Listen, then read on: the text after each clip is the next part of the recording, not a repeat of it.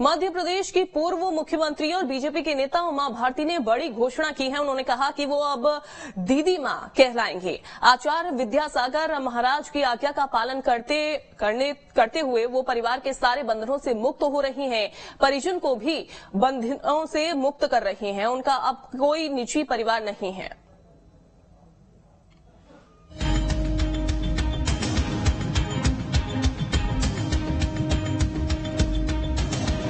7वीं दिसंबर की तर्ज पर मध्य प्रदेश की एक नेत्री बढ़ रही हैं।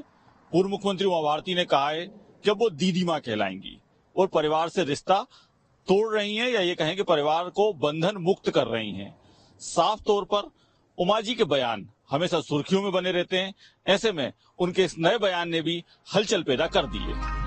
जी हां, उमा भारती ने एक के बाद एक करीब 17 ट्वीट कर इसकी जानकारी दी है कि वो अब परिवार के बंधनों से मुक्त हो रही हैं और अब वो दीदी मां कहलाएंगी। हमेशा सुर्खियों में बनी रहने वाली मध्य प्रदेश की पूर्व मुख्यमंत्री उमा भारती के इस फैसले से एक बार फिर वो चर्चाओं में हैं। उमा भारती ने ट्वीट कर लिखा है कि परिवारजनों को सभी बंधनों से मुक्त कर और खुद भी पारिवारिक बंधनों से मुक्त हो रही है। आपको बता दें कि 17 नवंबर को उमा भारती के संन्यास को 30 साल पूरे हो रहे हैं। इस संबंध में पूर्व सीएम ने ट्वीट किया। ट्वीट में उन्होंने बचपन से लेकर संन्यास लेने, राजनीतिक और पारिवारिक पृष्ठभूमि के बारे में कई अहम बातें लिखी। उमा ने ट्वीट कर लिखा कि संत विद्यासागर महाराज के आदेश पर वे ये निर्णय कर रही हैं। उमा अब 8 नवंबर के बाद अमरकंटक पहुंचने की बात कही है।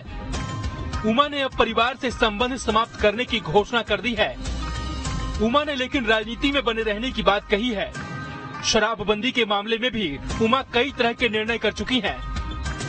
उमा की इस घोषणा पर कांग्रेस का कहना है कि सन्यासी तो वैसे भी परिवार से दूर ही रहते हैं, पर उनको राजनीति में बने रहना चाहिए। कि धर्म जीवन कला की आत्मा है और राजनीति शरीर है। ऐसा शरीर सड़ जाता है, दुर्गंध देने लगता है, जिससे आत्मा निकल जाती है।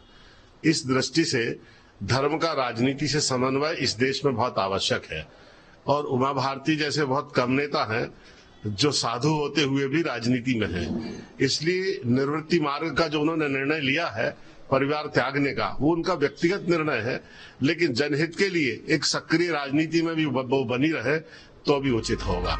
वहीं इस पर बीजेपी का कहना है कि उमा भारती का व्यक्तिगत निर्णय है जिसका हम सम्मान करते हैं। निश्चित रूप से उनको दीदी माँ के नाम से संबोधित किया जाए, ये सारे विषय अपने आप में उनकी निजी विषय हैं और इसका पूरा हम सम्मान भी करते हैं। लेकिन जहां तक बात संन्यास की या राजनीति या परिवार की है, इस विषय में हमेशा हमारा मानना है कि वो हम सबकी परम मार्गदर्शक हैं और जिस तरह से एक सामाजिक सरोकार से जुड़कर राजनीतिक क्षेत्र में कैसे काम किया जाता है, इसका एक जीवंत उदाहरण है। ऐसे में निश्चित रूप से सभी को उनकी आवश्यकता है। कभी नूपुर शर्मा के प्रति सहानुभूति रखकर तो कभी अपने ही सरकार को घेरकर उमा भारती सुर्खियों में रहती हैं। 30 साल पहले ही सन्यासी बन चुकी उमा भारती ने अब परिवार के बंधन को मुक्त करने की बात कहकर नया शिगुफा छेड़ दिया है।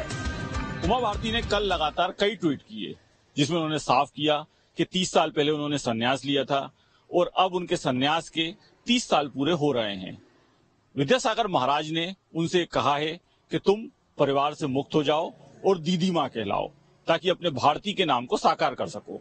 तो अब उन्होंने इस तरह का निर्णय किया है कि 17 नवंबर को अब वो अपने परिवार से मुक्त होंगी और स्वाभाविक रूप से वो दीदी मां कहलाएंगी।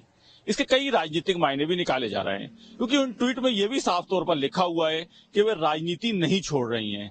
इससे साफ है कि उमा जी राजनीति में बनी रहेंगी। आमतौर पर यह माना जाता है कि जब कोई व्यक्ति संन्यास लेता है तो वह परिवार से वैसे ही मुक्त हो जाता है।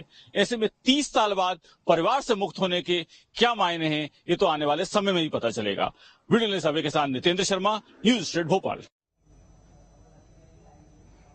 एमपी में नव